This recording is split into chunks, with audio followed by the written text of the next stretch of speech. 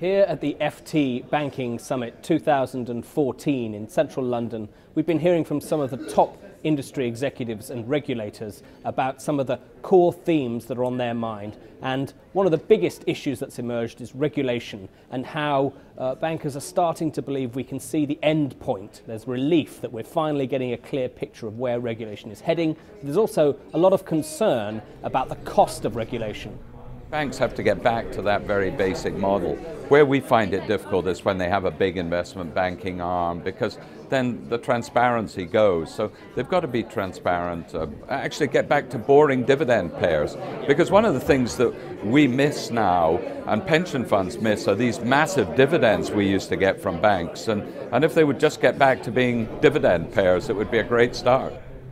Another of the big themes that's grabbed everyone's attention here has been digitization of banking and the emergence of some of these financial technology players, peer-to-peer lenders, crowdfunding groups that are taking market share from the banks by doing things differently, using the internet, and starting to lend money to companies that are otherwise unable to get money from the banks, and how much of a challenge this is and whether banks are going to respond by partnering with these groups or competing with them.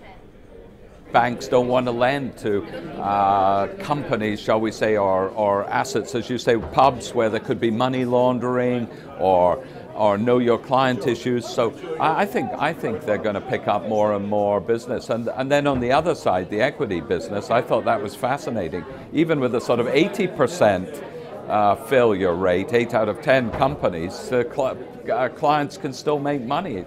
A further issue that's emerged as a running theme throughout the discussions today is how banks are recentering on their core operations, pulling out of some of the non-core countries and activities that they've previously expanded into, and going back to what they do best, and how investors prefer to see a specialized bank in a simple business model that they can understand. And it's a move against complexity, against the universal banking model of trying to do everything for everyone. And that's really involved in regulation driving banks to become smaller and more simple. Financials have a tremendous opportunity. So financial valuations in the equity markets are down 35 to 40% since the crisis, and yet the equity markets without financials are up 35 to 40%. So you have a 70 to 80% valuation difference on 22% of the developed market economy, the financials. The buyers of financial businesses for the last 20 or 30 years have been the big banks. And because of Basel III, because of too big to fail, they can no longer buy. In fact, they're sellers.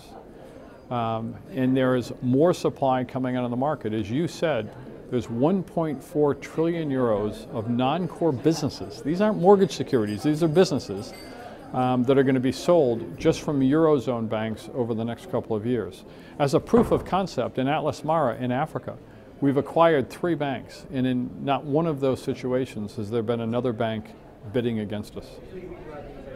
The final theme that's emerged is concern about whether banks are profitable enough to support the real economy and to generate enough profit to create the capital required to lend to companies and individuals. And there is, seems to be an issue as to whether banks, given all the regulatory burdens they face, will achieve that in the near future, or whether the regulatory burdens will continue to prevent them from becoming profitable enough. If you take a look at just in Europe, you've raised about 200 billion euros of capital since 2008, and many of them have been raising capital even this year.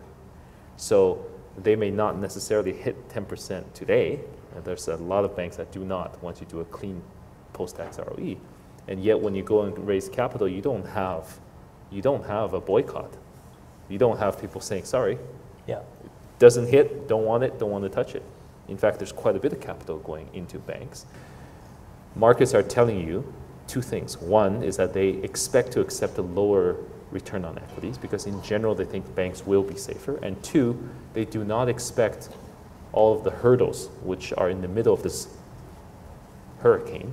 They don't expect all these gusts to be long-term. They think this is going to calm down once the banks reshape themselves. So banks are facing a myriad of challenges, but also opportunities, such as in the digital space, where if they adopt the right strategies and move fast enough, banks can seize some of these challenges and turn them into things that benefit them.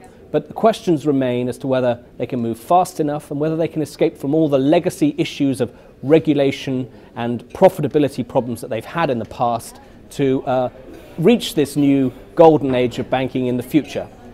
Martin Arnold, Financial Times, FT Banking Summit, London.